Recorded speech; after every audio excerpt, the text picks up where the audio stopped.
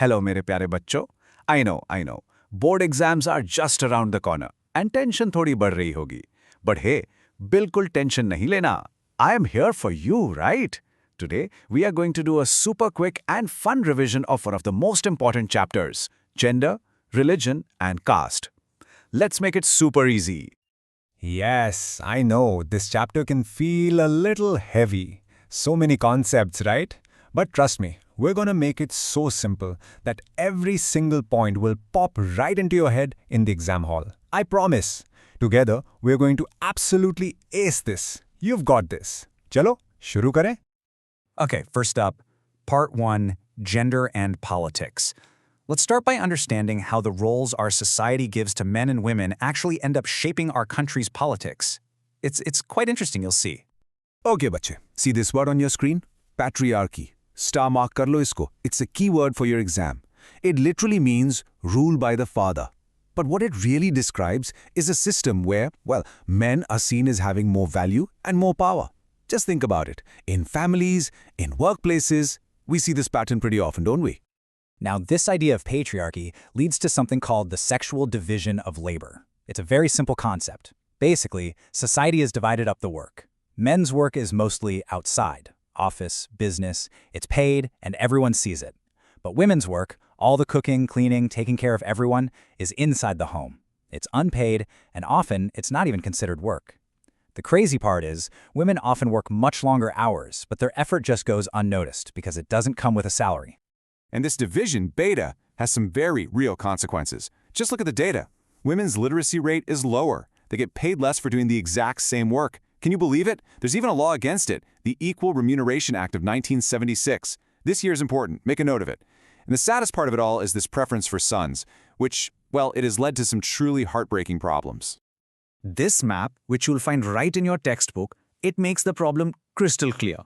It shows the child sex ratio, which is basically how many girls there are for every 1,000 boys. Dekho, just look at the yellow and orange areas. These are states where this number is dangerously low. It's a very serious issue, showing that discrimination against girls can start even before they're born. And then you see this poster, and it gives a face to all that data. 50 million women missing. Just imagine that. It's not just a number, is it? It's a huge tragedy that's born from years and years of discrimination. When you see the map and then this poster, you really understand just how big this problem is. So you might ask, does all this affect our politics? Oh, of course it does. Look at this number. In 2019, the number of women in our Lok Sabha was at an all-time high, but that was still only 14.36%. That's very, very low compared to the rest of the world. So the main takeaway here is that we still have a very long way to go for equal political representation. All right, let's move on to our second part, religion, communalism, and politics. You know, religion is a matter of personal faith, right? But things can get very, very complicated when it's mixed with politics. Let's see how. And here comes another super important term for your exam, bacho, communalism. So what is it? It's this dangerous idea that your religion is your only identity, and that people from other religions are your opponents. It's when politicians use religion not to unite people, but to divide them just to get votes. It's a very, very dangerous game.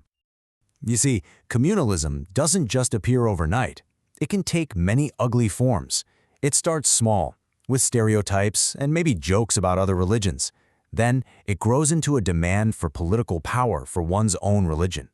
Politicians start using sacred symbols and spreading fear to win elections. And at its absolute worst, it leads to terrible riots and violence. So, if communalism is such a big problem, then what on earth is the solution? Thankfully, the brilliant minds who wrote our Constitution gave us the perfect answer: a secular state. So what exactly is a secular state? This slide right here has your perfect 2 or 3 mark answer. First, India has no official religion, unlike some of our neighboring countries. Second, you and I, every single citizen, have the complete freedom to practice any religion we want or no religion at all.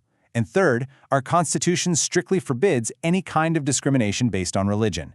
These are the pillars that hold our diverse country together.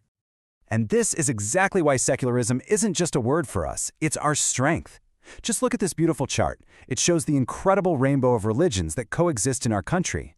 We have people from so many different faiths living together as neighbors, as friends. Secularism is really the glue that makes this unity in diversity possible. Okay, time for our final section, caste and politics.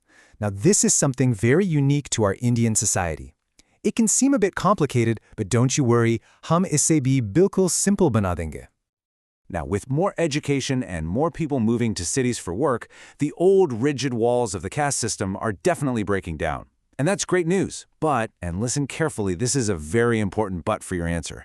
Caste has not completely disappeared. It still plays a big role in our society, and yes, definitely in our politics.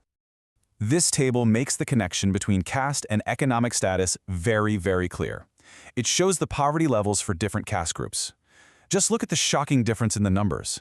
It proves that the disadvantages that some communities have faced for hundreds of years, well, they still affect their economic condition even today.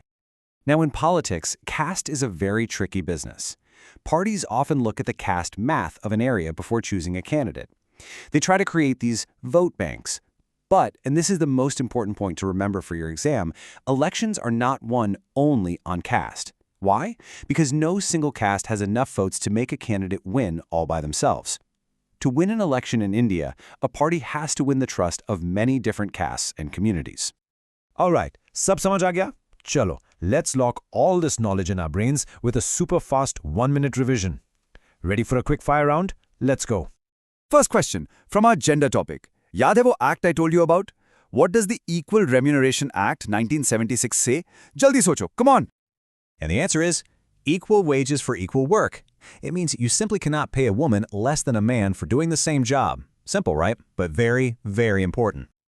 Next question, from our religion section.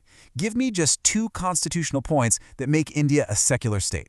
Come on, I know you know this one. Shabash, exactly. 1, no official religion. And 2, freedom for everyone to practice any religion they choose. That's your perfect 2-mark answer right there. Full marks. And now for a final thought. We've prepared for the exam, that's great, but this is a question for life. The real question is, what is our role in all this? As the future of India, how can we make sure that our diversity of gender, of religion, of caste becomes our biggest strength and never, ever a weakness? Sochna iske baare mein.